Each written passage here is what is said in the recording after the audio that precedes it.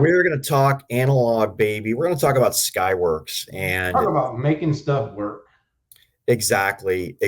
So, Skyworks doesn't do as much marketing and promotion as a lot of these other chip makers. So, I thought it'd be helpful for our listeners just to get a little bit of a background. So first of all, it's all about analog. Okay, analog RF and also power. And if you know anything about analog, I'm not talking to you, I'm talking to the audience, you know that it's black magic, basically. Okay. There are less people who get RF and power analog devices than there are people who do graphics. And graphics is a black magic as well. 11,000 employees, 17 countries. They have their own manufacturing plants, Daniel, which people just completely gloss over. And in times of need, they had the silicon.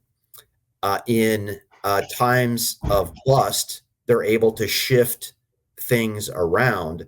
And when you have your own manufacturing, there are tricks you can play with flow that truly allow you to differentiate yourself.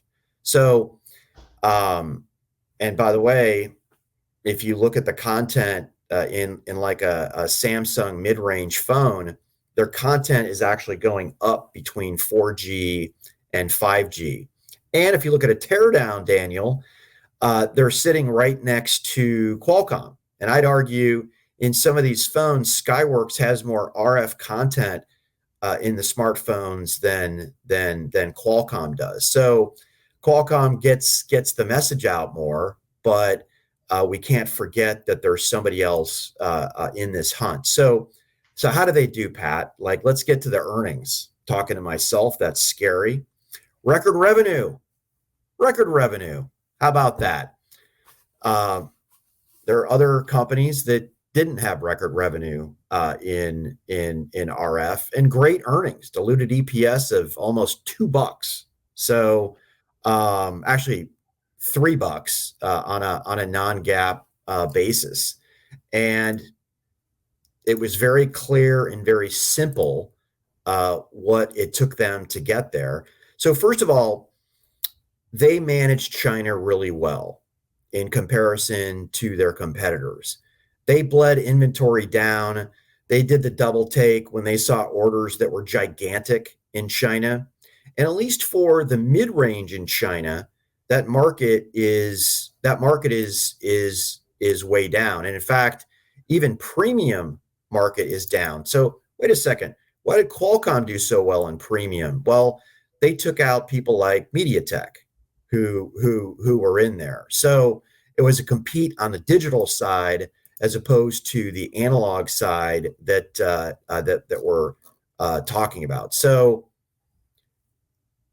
great performance, diversifying. Almost half of their revenue, around 40% is outside of smartphones. So I would say that they're almost fully diversified.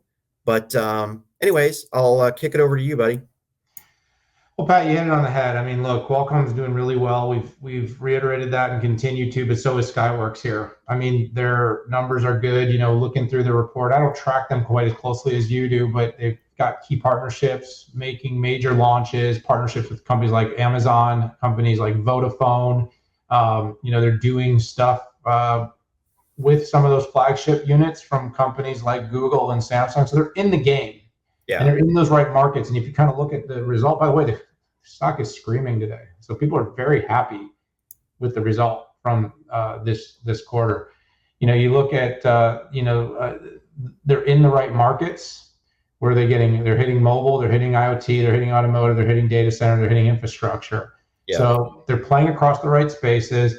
They're impacting and dealing with a tough, complex technology that people need and need at scale. So we've done a lot of victory laps for Qualcomm and their success in mobile RFFE, but Skyworks has a comprehensive RF offering and they're winning it in a lot of different markets, and that's driving good results for the company. So while I think they'll struggle to win the top of the market, I think Qualcomm will continue to make their hay in that space, basically because of everything else Qualcomm does in that space.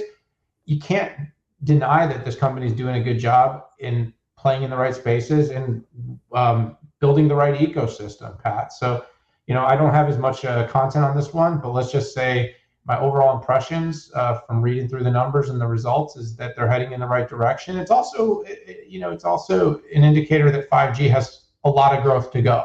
And despite the fact that, many people are kind of saying the consumer market, device market is going to get smashed, people are going to want to upgrade to 5G devices. And that's not just phones, that's 5G everything that's going to enable greater connectivity. So decent, solid from Skyworks, Pat.